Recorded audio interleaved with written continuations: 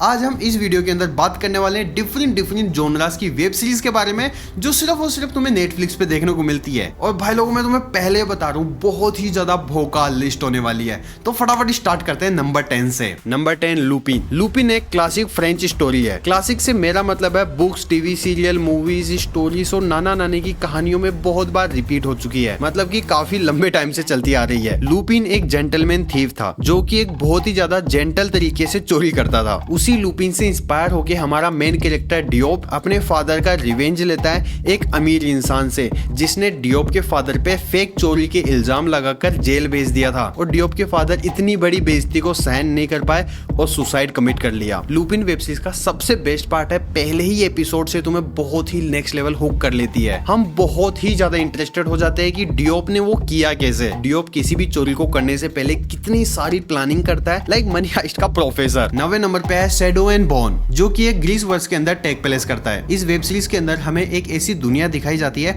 जहां पर कुछ लोग पावर्स के साथ पैदा होते हैं जिन्हें ग्रीशा कहा जाता है। और सभी ग्रीशाओं के अंदर अलग अलग पावर्स होती हैं। किसी के अंदर हीलिंग की पावर होती है, किसी में आग की, किसी में पानी की और किसी में डार्कनेस की। और बहुत टाइम पहले एक ऐसा ही ग्रीशा हुआ था जिसके अंदर डार्कनेस की पावर थी और उसने अपने आप को और ज्यादा पावरफुल बनाने के लिए कुछ ऐसे मंत्र फूके जो थोड़े से उल्टे पड़ गए और वहां पर एक वॉल क्रिएट हो जाती है डार्कनेस की और वो पूरे राज्य को 2 हिस्सों में बांट देती है। लेकिन प्रॉब्लम तब बनती है जब वो डार्क वॉल को कोई भी पार नहीं कर सकता क्योंकि उसके अंदर क्रीचर्स रहते हैं। और फ्लैशबैक हजारों साल बाद एक ग्रीशा पैदा होती है लाइट की पावर के साथ जो उस डार्कनेस को खत्म कर सकती है। लेकिन वो ग्रीशा भी इतनी ज्यादा पावरफुल नहीं होती कि इतनी ज्यादा डार्कनेस को खत्म कर सके। तो वो धीरे धीरे करके किस तरह से अपना लेवल अप करती है, मतलब और भी ज्यादा पावरफुल बनती है। वो वेब सीरीज के अंदर काफी बढ़िया तरीके से दिखाया जाता है एक एडवेंचर के साथ। वेब सीरीज के अंदर जो सेट है, कॉस्ट्यूम्स है, वो काफी ज्यादा कमाल की है। और एलेना अपनी पावर बढ़ाने के लिए जो एडवेंचर पे निकलती है वो स्टोरी पे और भी ज्यादा इनहेंस कर देता है, मतलब आपको और भी ज्यादा मजा आने लगता है स्टोरी के अंदर। हिंदी में अवेलेबल है नेटफ्लिक्स पर, फैमिली के साथ भी देख सकते हो। Web series number 8 arcane.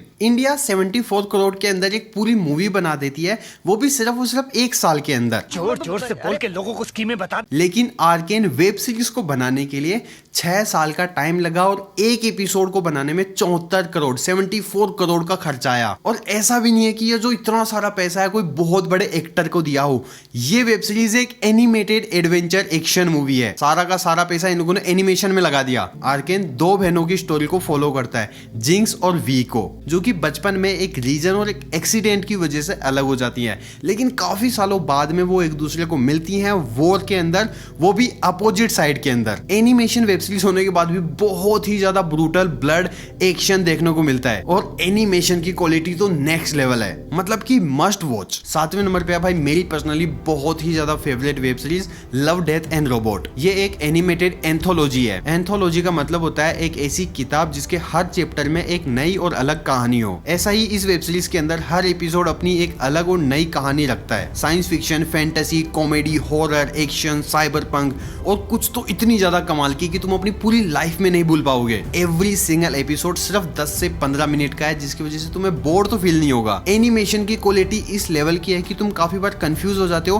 कि ये रियल में शूट किया है या फिर एनिमेटेड है। लेकिन मैं तुम्हें पहले ही वार्निंग दे दूं, एक एपिसोड ऐसा आएगा जैसे बच्चों के साथ देख लो, एक ऐसा आएगा जैसे अकेले भी मत देखो, लाइक बहुत ही ज्यादा अडल्ट। कहने का तात्पर्य ये है कुछ एपिसोड इतने ज्यादा बोल्ड है, इतनी ज्यादा अडल्ट है कि तुम लाइक नेक्स्ट लेवल। और कुछ इतने ज्यादा एक्शन है जिसके अंदर इतना ज्यादा ब्लड है, ब्रूटल है, ब्रूटलिटी है कि भाई तुम्हारा दिमाग घूम जाएगा। और कुछ बहुत ही ज्यादा सॉफ्ट है और कुछ कहानियां पूरी लाइफ टाइम याद रह जाती है, जैसे पहले सीजन का लास्ट एपिसोड। अगर तुमने नहीं देखा है तो 101% रिकमेंडेड। बेस्ट पार्ट हिंदी में भी अवेलेबल है। नंबर 6 द इम्परफेक्ट्स, जो कि एक Canadian super hero science fiction series है। एक साइंटिस्ट 3 बच्चों के ऊपर एक्सपेरिमेंट करता है और उस एक्सपेरिमेंट की वजह से उन तीनों ही टीनेजर्स के अंदर एक अलग अलग पावर्स आ जाती हैं, लेकिन मॉन्स्टर्स की। आई थिंक इस वेब सीरीज का बजट बहुत ज्यादा नहीं था, इसलिए तुम्हें जो वीएफएक्स और सीजीआई वाले सीन है वो बहुत ज्यादा देखने को नहीं मिलते, लेकिन जितनी भी जगह देखने को मिलते हैं एकदम चुम्मेसुरी काम है। भी लोगों को सुपर हीरो और साइंस फिक्शन टाइप का कंटेंट पसंद है, उन्हें तो ये वाली वेब सीरीज 101% पसंद आएगी। अपनी वॉच लिस्ट में डालना मत भूलना। और नंबर 5 बताने से पहले लाइक कर दो यार। नंबर 5 पर है वन पीस। नहीं, वो 900 एपिसोड वाला एनीमे नहीं,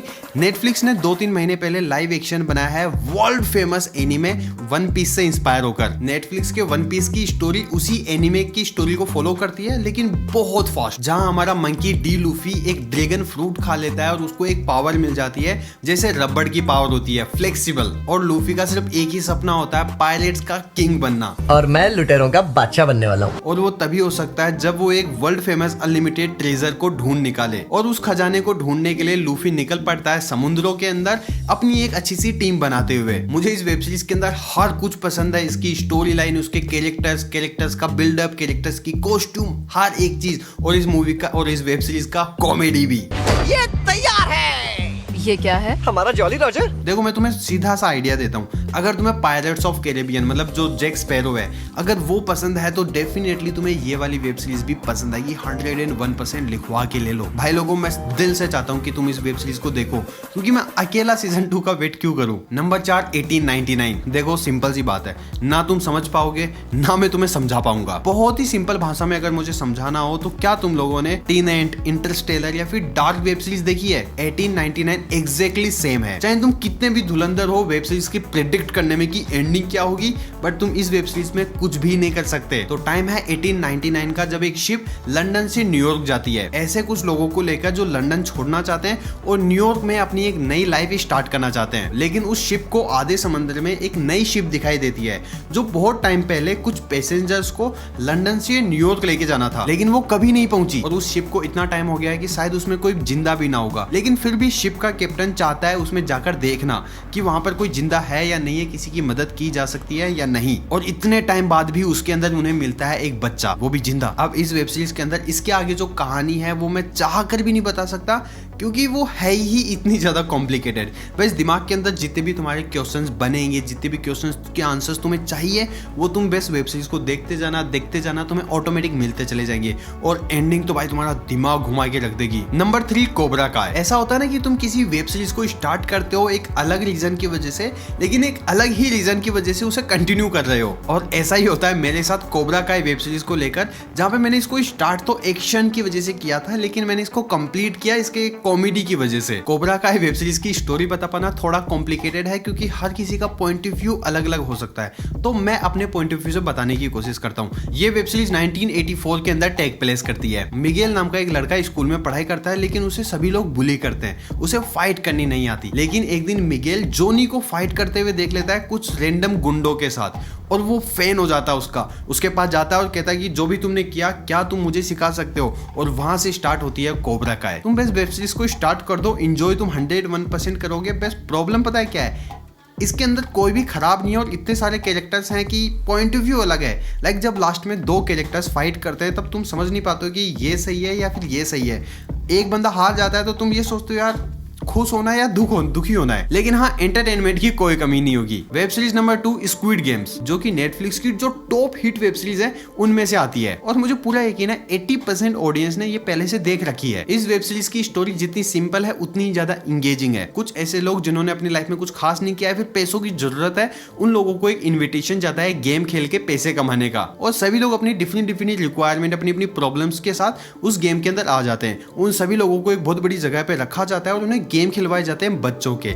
लेकिन जो लोग हार जाते हैं उन्हें गोली मार देते हैं, और जो लोग बच जाते हैं फिर जीत जाते हैं उन्हें नेक्स्ट गेम के अंदर डाल दिया जाता है। और 200-300 लोगों में बचेगा सिर्फ एक बंदा, जिसे मिलेगा ये अंधा पैसा। आई थिंक हर किसी को देखनी चाहिए। और web series number 1 sex education. मेरा मन ही नहीं भरता इस वेब सीरीज को रिकमेंड करने से। मैंने ऑलरेडी इसको बहुत बार रिकमेंड किया अपने चैनल पे और वापस लेके आ गया हूँ इसकी रिकमेंडेशन। तो ये नेटफ्लिक्स की वेब सीरीज फॉलो करती है टीनेजर्स को जो स्कूल में पढ़ाई करते हैं, जिनकी लाइफ को और उनकी सेक्स लाइफ को, जो अपनी लाइफ के अंदर नया नया सेक्स एक्सप्लोर करते हैं बिना नॉलेज के। और इसका कम नॉलेज होने की वजह से बहुत सारी प्रॉब्लम्स उनकी लाइफ में आती है। लेकिन ओटिस और मेवी एक बिजनेस स्टार्ट करते हैं अपने स्कूल के अंदर एडवाइस देने के लिए, क्योंकि ओटिस की मदर एक प्रोफेशनल सेक्स थेरेपी एडवाइजर होती है। और इसी वजह से ओटिस के पास बहुत ज्यादा नॉलेज होता है वर्जिन होने के बाद भी, और इसी नॉलेज का यूज करके वो पैसा कमाना शुरू करते हैं। लेकिन इस वेब सीरीज के अंदर इसके अलावा भी तुम्हें बहुत कुछ देखने को मिलता है। पहली चीज, ये बहुत ही ज्यादा बोल्ड है, लाइक बहुत ही ज्यादा। तो ईयरफोन कंपलसरी है,